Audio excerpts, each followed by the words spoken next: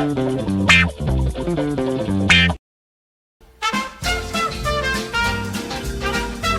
think it's fair to say that a lot of us have been utilizing air travel for the longest time, visiting states or even countries with calm beaches or high mountains, or just to go blow stuff up in the middle of the desert.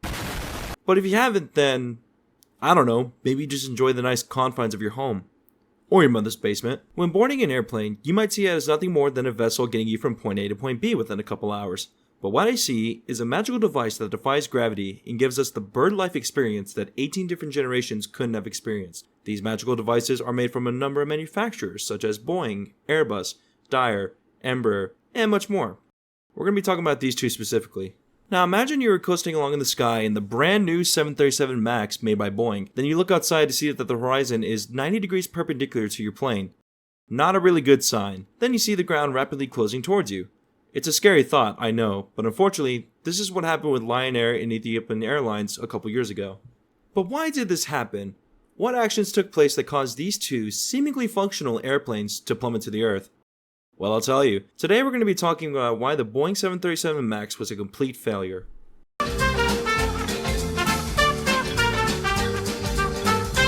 So Boeing and Airbus have been in the boxing ring as the top dogs of the airline's world.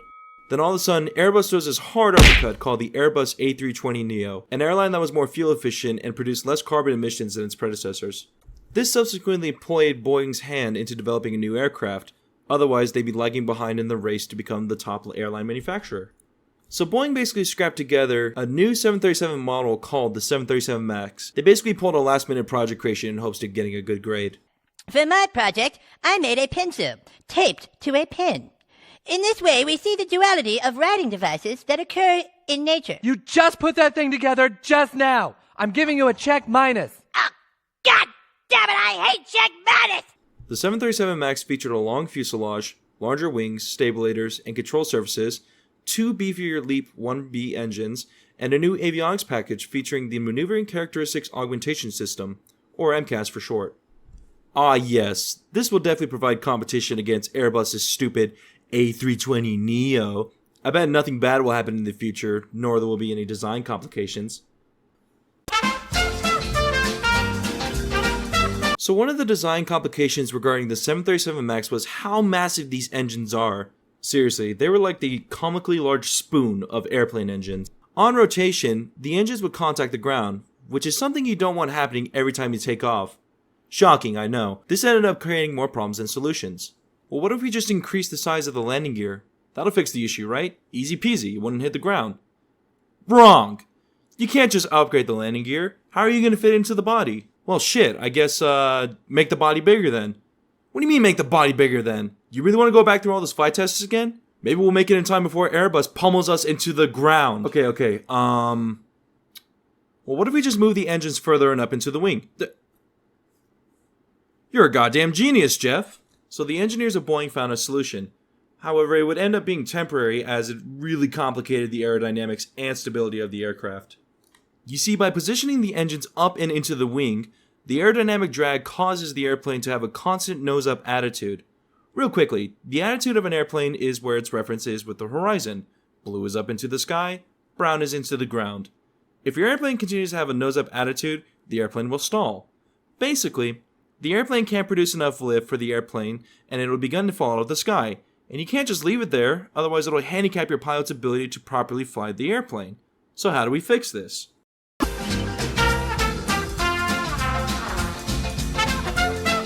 The Maneuvering Characteristics Augmentation System, or MCAS for short, was a computer that was designed to counter the positive nose-up attitude of the 737's MAX design. However, MCAS was a unique avionics system compared to other aircraft. You see, other aircraft would feature 2 or 3 other air data computers as a failsafe. In the event that the first one was freaking out, the other 2 would verify if the information was correct or wrong.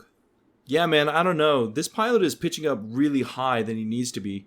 Well yeah, that's because he's taking off. I mean, you kind of have to get off the ground. Your information's false, don't worry about it. No, the information is not fake. He's pitching up way too high. I'm about to do something. Your information is fake. No, it's not. Don't worry, I'm going to do something to fix this. Tell me no! Right? It's fake! Basically, it was a failsafe to prevent any drastic changes to the flight controls and safety of the flight. MCAS, however, only featured one of these air data computers.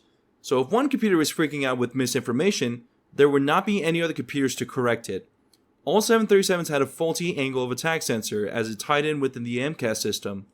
Real quick, angle of attack is the angle of the wing's chord line to the relative wind. Should an aircraft exceed its critical angle of attack, the aircraft will exceed its critical load factor and therefore induce itself into a stall. The problem with the 737 MAX's faulty AOA sensor is it would provide the wrong data to the MCAS and force the aircraft into a sudden nose-down attitude.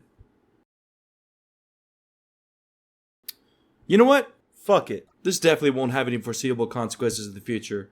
Trust me.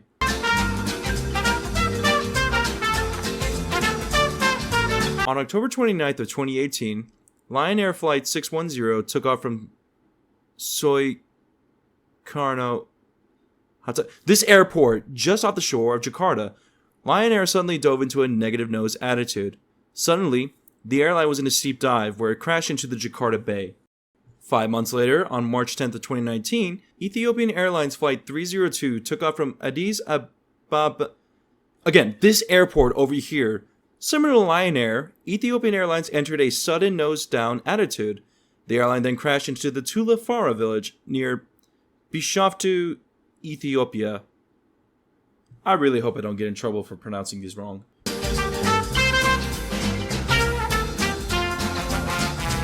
Okay, so it seems like it was suspected that pilot error played a role into both crashes. However, this was immediately dismissed after revealing how Boeing transitioned their pilots from the 737s into the 737 MAXs. Boeing basically gave inadequate training to the pilots of the 737 MAXs. According to the website Quartz, Dennis Tajer, spokesman of American Airlines Pilot Union, told Quartz that the training prior to Lion Air crash for pilots qualified to fly the 737-800 amounted to an iPad lesson for an hour.